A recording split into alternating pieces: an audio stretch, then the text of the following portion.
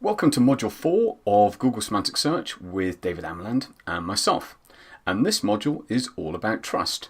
So the first question for David is, what is trust in an online and offline situation? The idea of trust is a peculiar one.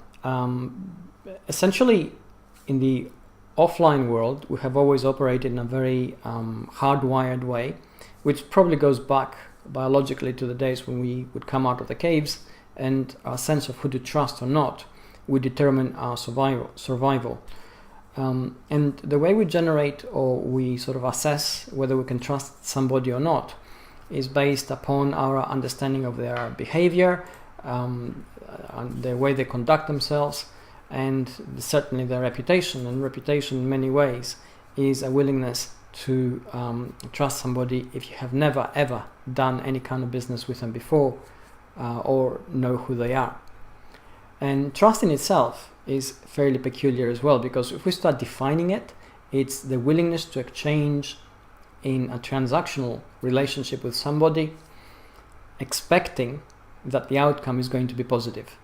And we sort of do that through an internal risk assessment mechanism, which creates that kind of trust score, if we can call it that, which we ascribe to a person or a business. Now, these things offline are easy to do, because you can see whether a business or a person has a physical presence. You know they're real. You know if things go south, there are repercussions, because you can go to the authorities, you can go to the police, you can go to your local chamber of commerce, or you can go to their house and beat them up. I'm only kidding, but it's there. So certainly we are invested offline to behave in a way which is trustworthy. Online we weren't quite so invested, because in the web traditionally there were no sort of authorities to stop us from behaving badly. There was no one to run to or turn to. We could disappear because we worked across countries under different names or pseudonyms or whatever. The concept that we can now leave a digital trail, that we can be identified, that we need to have a reputation which we need to build up, and reputation essentially is the number of trustworthy transactions you have had in the past, which build a critical mass, and then your reputation begins to precede you, so that someone you have never met before and has never met you and doesn't know you is willing now to do business with you. That is because of your reputation. Now, this is new in terms of how we operate online, and we have never had it before, and it's quite exciting to actually see it happen. Let's now have a look at how trust and how we build trust online has changed over the last couple of years. Now, trust online stems from primarily relationships, experiencing how somebody operates in terms of how they behave, how they project themselves across the web and across the digital realm, and also reputation. And reputation is exactly what other people say about somebody, even on the web, and your own research from on them. So in terms of that, the online world now behaves pretty much like the offline world. Now, when it comes to authority and trust, in the past, what we used to use in actually to determine it was the mere presence of a person having a website. If the website was sleek and it was doing a lot of fancy things, we felt it was very expensive, and because of that we used to sort of try and trust that person. Other things were in sort of forums perhaps, or very contained environments. We used to trust a person because they had some kind of reputation score ascribed to them by that very small community. It could have been feedback, or it could have been kudos points, whatever you called it. Essentially, somebody who acquires a kind of reputation then is very wary of doing anything that would burn it, because they would have to start from scratch, because that reputation actually has some kind of value to them. Again, this reflects the way we have always operated offline. In terms of online, it is something which is evidently very new, and we're just now beginning to take it on board. Next question is, what is PageRank? PageRank is part of the core way that Google works. And the idea that Larry Page, and he did not, I think, give his name to PageRank, and Sergey Brin had, which was radical, was that if a website was really important, then other websites would be willing to actually link to it because they validated that content.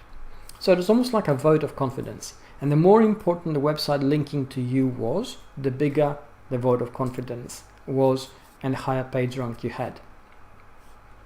So essentially in the past, PageRank revolved around the number of links which pointed to your website, which became a very strong ranking factor. It became inevitably something which was very easy to abuse, and Google then deprecated it and has since moved away from the automatic page ranking of a website. And the final question for this module is, how does an algorithm judge your reputation? Now, the idea of reputation is quite a strange one, because it is made up of little factors: what people say about you, how you're perceived by people who don't know you but are willing to take a guess, the validity of the outcome, the positive outcome of transactions you have had, relational transactions you have had with people on the web, and all those things begin to build up a reputation score. Whether you're trustworthy, whether what you say is who you are, whether you know what you're talking about, whether you can actually deliver on what you promise. These are all parts of reputation. And again, by reputation, I mean, the moment we use the word reputation offline, we understand that it stands for something very real. It stands for something which has real value, and it stands for something which takes a long time to build up and is very easy to lose. Online, we have not had that kind of experience in the past before. And now with semantic search and the semantic web, we are actually getting to the point where you can build up a reputation.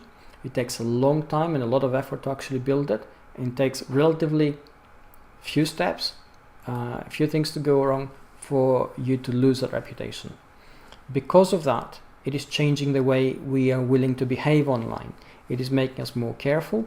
It is making us more transparent and more honest, arguably a lot more human than we were in the past. And these are all good things. They're the outcome of reputation building on the web. Now, the funny thing is, which I find ironic, is that this change to a much more positive behavior on the web is brought about by an algorithm. It should come naturally to us as people. It doesn't.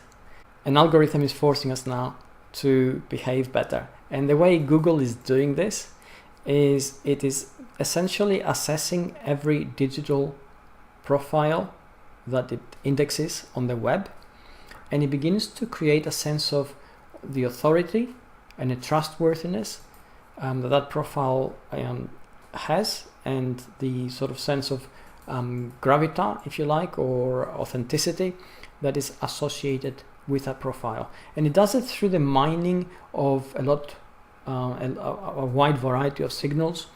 The content you share, the activity you engage in, the people you associate with, your social connections, the activities of your social connections, the sentiments of comments which you put on the web, the impact those comments have, and so on and so on. So essentially, Google algorithmically does the same thing that a person would when they know you offline, and they assess pretty much everything you say, everything you do, the impact you have on other people, the way you behave, what you say, how you say it, and so on and so on.